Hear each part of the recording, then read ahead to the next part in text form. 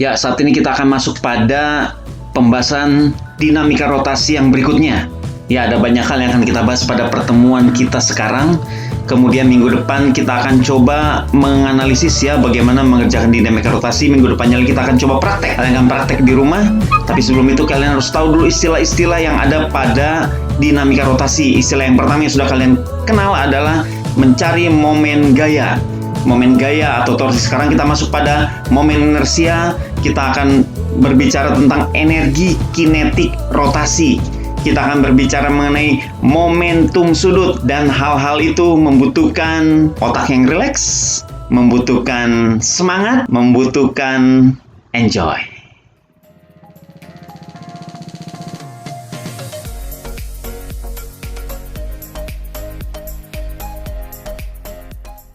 Ya, kita akan lihat secara cepat apa itu momen inersia. Momen inersia adalah perluasan dari massa.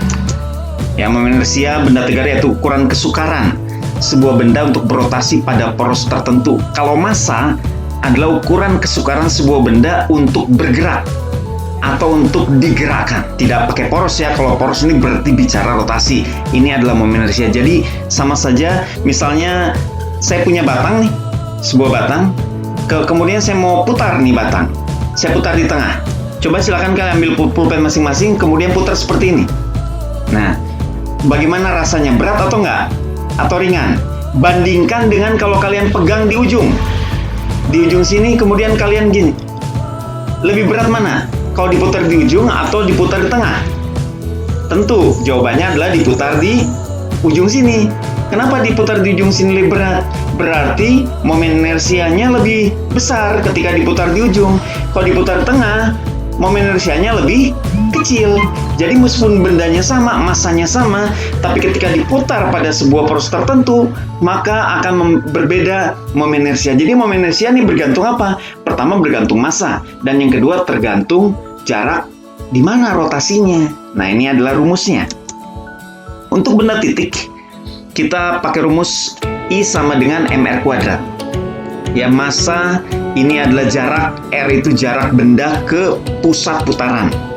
Kalau benda titiknya ada banyak, maka rumusnya ya tinggal dijumlahin saja.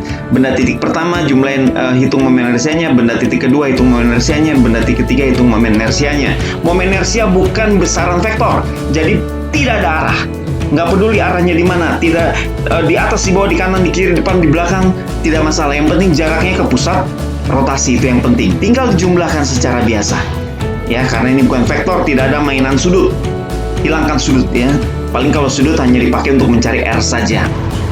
Baik, kita masuk untuk benda tegar. Kalau tadi kita bahas benda titik, sekarang kita masuk pada benda tegar. Apa itu benda tegar? Di sini ada benda tegar. Benda tegar itu adalah benda yang tidak berubah bentuknya meskipun ditekan, benda yang bentuknya tetap dan punya ukuran, punya bentuk, itu benda tegar. Bagaimana dengan momen inersia benda tegar? Momen inersia benda tegar adalah I sama dengan integral ya. Ini adalah integral. Disebut integral daripada R kuadrat dm.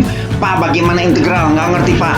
Tenang saja, santai. Kita nggak akan bahas integral. Yang akan kita bahas adalah langsung saja pada 6 bentuk benda yang umum. Momen inersianya bagaimana? Ada 6 bentuk benda. Ini angkanya rada ngaco ya. Ini harusnya 4 ya. Ini harusnya benda kelima.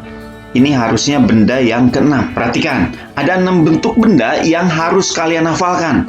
Apakah harus hafal mati? Yes, harus hafal mati. Kalau nggak hafal gimana, Pak? Ya, mungkin muncul di soal, mungkin tidak dikasih tahu di soal. Momen inersia untuk benda yang pertama adalah batang. Perhatikan di sini ada garis kuning. Ini menyatakan poros putaran.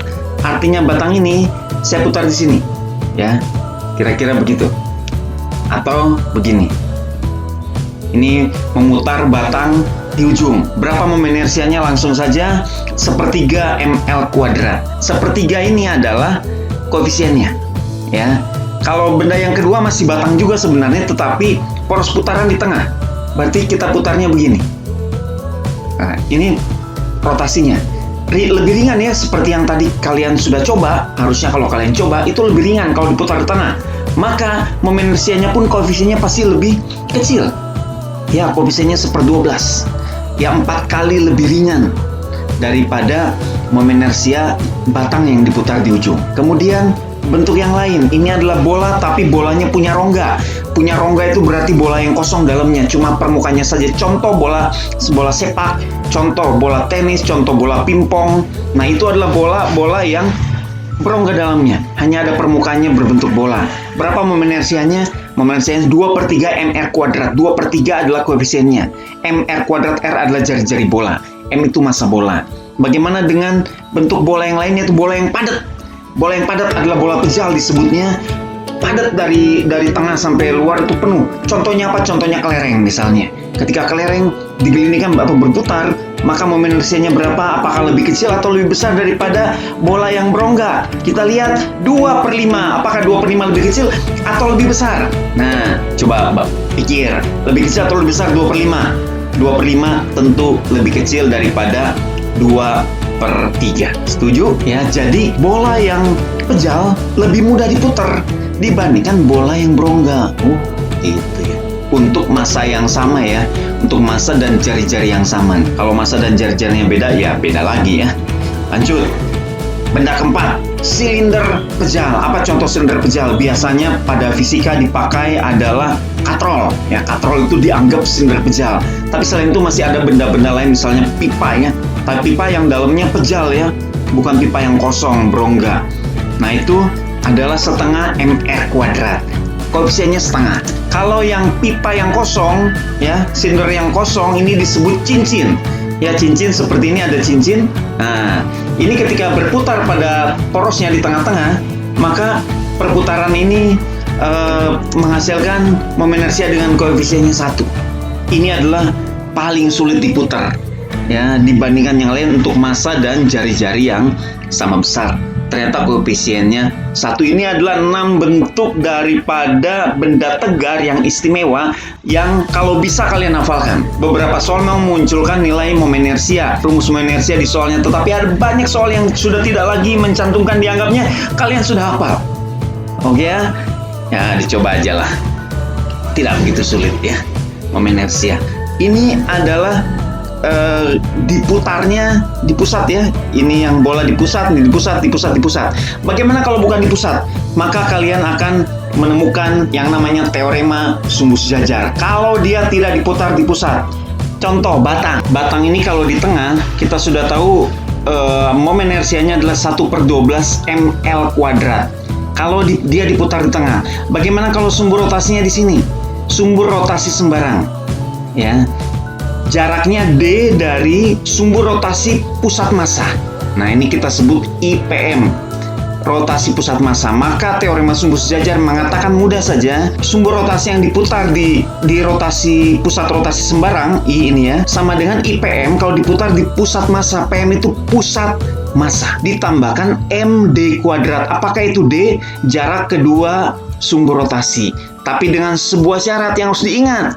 Syaratnya apa? Syaratnya adalah sumbu rotasi sembarang harus sejajar dengan sumbu rotasi yang melalui pusat massa. Kalau tidak sejajar, teorema ini tidak berlaku. Teorema ini berlaku kalau kedua sumbu rotasi adalah sejajar. Ini yang pusat massa, ini yang diputarnya. Diputar sini, diputar sini, diputar sini. Yang penting harus sejajar.